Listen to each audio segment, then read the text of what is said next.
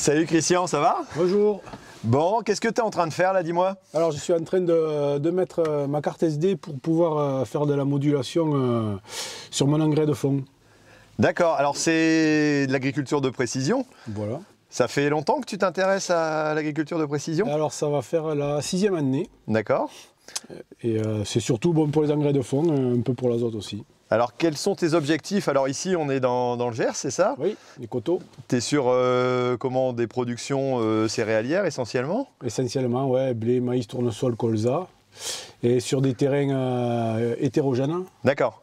en pente. Et ça, c'est pour ça que tu es parti dans la démarche d'essayer de l'agriculture de précision, pour essayer d'homogénéiser, c'est ça le... Voilà, c'est ça, ouais. J'avais l'opportunité d'avoir déjà l'épandeur qui pouvaient faire de la modulation. Ouais, tu as un épandeur à peser, donc ça te permet de moduler, et puis tu mets en application ça sur mes parcelles, voilà. Donc par micro-parcelle, on module la dose de différents engrais. Ok, tu pourrais montrer un peu les cartes que ça donne sur l'exploitation? Oui. Alors tu m'expliquais que tu démarres de cartes historiques, alors ça c'est des cartes de quelle année? C'est ça, 1957 en fait. D'accord. Ils prennent des anciennes photos satellites qui redélimitent les anciennes parcelles de mes parcelles actuelles, donc forcément qui étaient plus morcelées. Et à partir de ça, ils font une carte, ils redécoupent donc les cartes et ils font des analyses de sol micro-parcelle par micro-parcelle, c'est-à-dire par exemple tous les 1 hectare par hectare. D'accord. Et après, grâce à ça, tu arrives à avoir une définition et des cartes de modulation comme celle-ci, c'est ça? C'est ça. Là, et donc ça, c'est celle-ci que tu intègres dans l'appareil et qui permet de moduler, voilà, par culture et par parcelle. Alors phosphore, potasse et puis chaulage, c'est ça? C'est ça. Donc tu arrives à un détail vraiment très précis. Et ça, tu l'as fait depuis combien de temps alors maintenant? Et là, ça fait depuis 2016. D'accord. Et tu vois une évolution ou tu vas refaire un point à un moment donné pour savoir ce que ça donne? On va refaire un point à un moment donné, je pense au bout de 10 ans, je pense. Et pour refaire des analyses, pour voir si vraiment il y a eu une évolution sur les teneurs en phosphore, en potasse. D'accord. Et toi, ça te permet de gérer grosso modo un budget global sur les engrais de fond et de le répartir au meilleur endroit pour avoir le meilleur résultat, quoi. Tout à fait ça. Et en termes de rendement, tu as vu une évolution? Et au niveau du rendement, le problème des rendements, c'est que ça évolue suivant les années, les saisons, le climat. Les années ne se ressemblent pas, donc il n'y a pas de science exacte sur... Après, je pense qu'au niveau homogénéisation, il y a quand même une petite marque. Bien un intérêt, parce que tu vois les différences. Quoi. Ouais. Ok, alors ça, tu te fais suivre. Alors, c'est le système BIAPI par Val de Gascogne, c'est ça? C'est ça, ouais, c'est ma coopérative. Ok, bon, ça, on en reparlera après avec le technicien. Mais tu as d'autres choses aussi sur l'exploitation que je voudrais bien voir, parce que tu es quand même un peu diversifié. Bon, alors ici on est dans le Gers, donc forcément il y a des volailles, c'est une habitude dans le secteur d'en avoir au niveau des productions? C'est ça, alors je ne suis pas le secteur où il y en a le plus. D'accord. Mais dans le Gers il y en a pas mal. Alors là c'est quoi? Alors on ne les verra pas parce que forcément il y a confinement. C'est ça. Donc on ne peut pas approcher non plus, les normes sanitaires. Donc c'est des volailles qui sont en parcours, c'est quoi exactement? C'est ça, ouais, c'est des poulets du Gers qu'on appelle la belle rouge, qui sortent sur parcours et élevés pendant 82 jours. Et voilà, qui sont abattus dans le coin, dans l'abattoir du coin. D'accord, donc c'est une production locale label, donc c'est plutôt intéressant. Alors, il y a pas mal d'irrigation aussi, parce que vous avez quand même des terres assez séchantes. J'ai vu sur des cartes de coupe de sol où il y a des endroits, il y a ça de terre et en dessous c'est du caillou, quoi. C'est ça, ouais, il y a eu pas mal d'érosion vu le relief. Et donc du coup terre séchante, et pour faire soja, maïs, il faut arroser. D'accord, et tu fais aussi du maïs popcorn, c'est ça? Voilà, du maïs popcorn. Alors j'ai réussi à en retrouver parce que tu étais en production. Alors c'est un maïs qui est un petit peu plus petit qu'un maïs classique? C'est ça, ouais, plus petit, avec des plus petits grains. Des plus petits rendements aussi? Plus petits rendements aussi, voilà. Mais une meilleure valorisation? Aussi, quand même. Il vaut mieux. D'accord.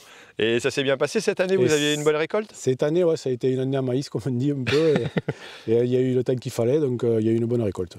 Ok, alors quand on parle d'irrigation, tu m'as dit que tu avais optimisé aussi ton irrigation avec une nouvelle production, on va peut-être rapprocher. Voilà, ouais. Qu'est-ce que c'est alors? C'est des noisetiers. D'accord.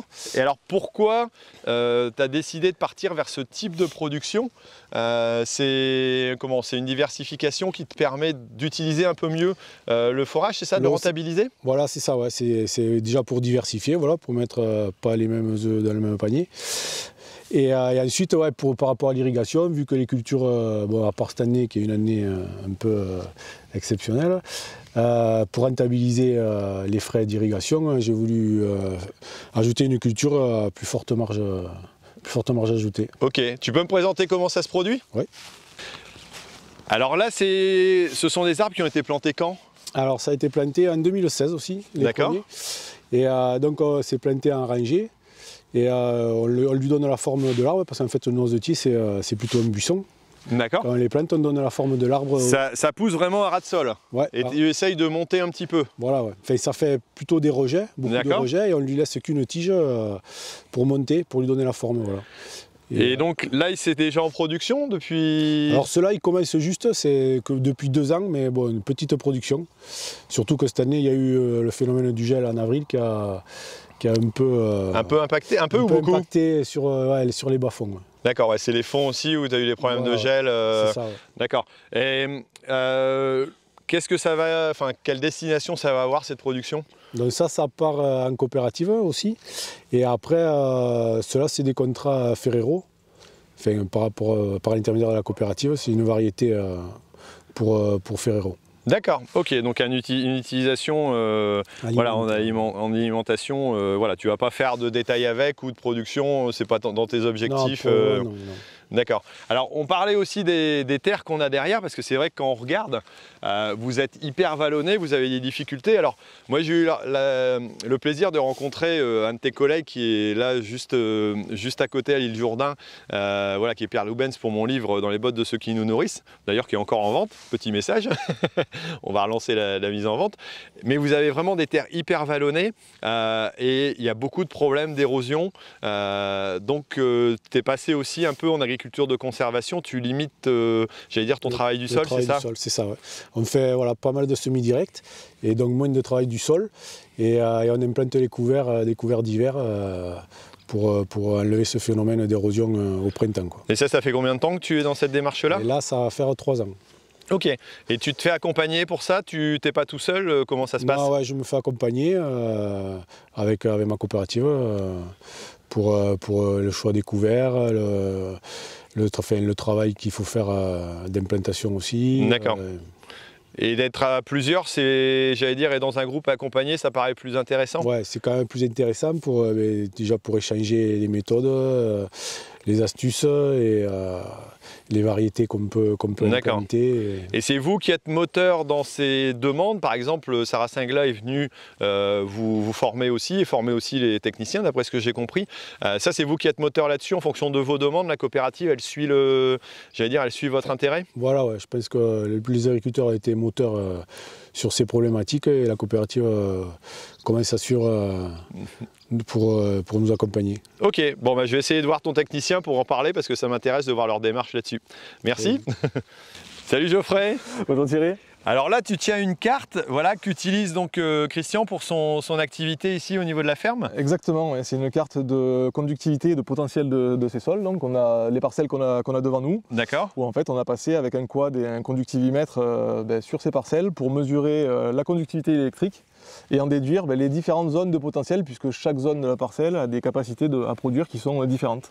Et ça, vous le faites donc déjà depuis quelques années. Vous avez beaucoup d'agriculteurs qui sont accompagnés dans ce sens-là? Alors, en Val de Gascogne, on est rentré dans la démarche BIAPI en 2015, donc on fait partie des premières coopératives à être entrées dans la démarche. Aujourd'hui, on est 36 coopératives en France à proposer BIAPI à leurs adhérents.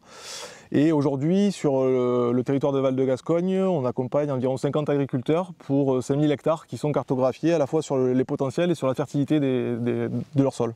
Alors j'ai cru comprendre qu'il y avait aussi une autre démarche qui s'appelle Valsol, qui est plutôt dans le sens d'avancer vers l'agriculture de conservation. C'est une demande de la part des agriculteurs? Exactement, alors Valsol en fait c'est un service qu'on a lancé, qui est propre à Val de Gascogne, qu'on a lancé il y a 1 an, et qui est une démarche en fait complémentaire de ce qu'on pouvait faire avec BIAPI dans le cadre de l'agriculture de précision, puisqu'on parle toujours du sol, on parle toujours d'agronomie, mais on va accompagner là, les agriculteurs plus sur les sols vivants, la mise en place de couverts végétaux, pour limiter notamment toutes les problématiques d'érosion et pouvoir aussi, pourquoi pas, stocker du carbone dans les sols.